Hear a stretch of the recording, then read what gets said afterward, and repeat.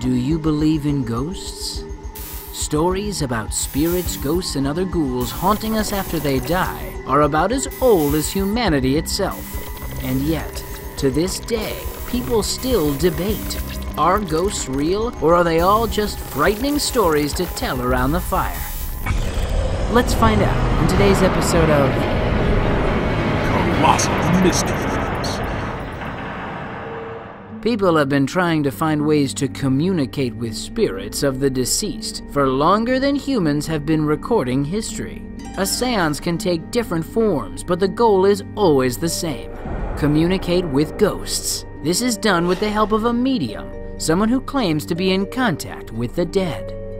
By the Victorian age in England and Europe, communicating with the dead had become its own lucrative market.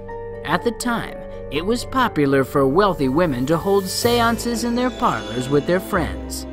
Across the pond in the United States, mediums cloaked in well-marketed mystery claimed to speak to the dead as well.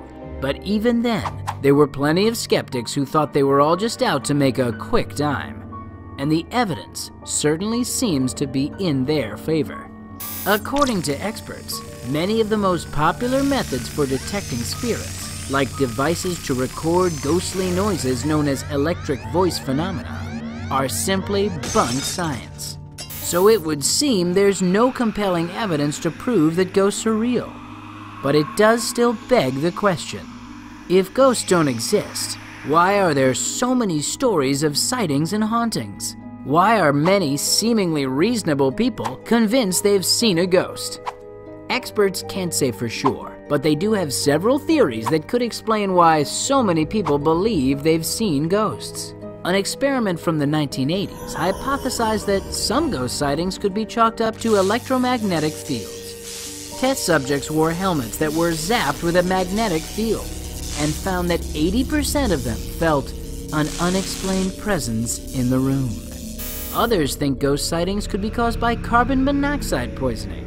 Those being slowly poisoned by the odorless, colorless, deadly gas describe symptoms that sound a bit like a haunting.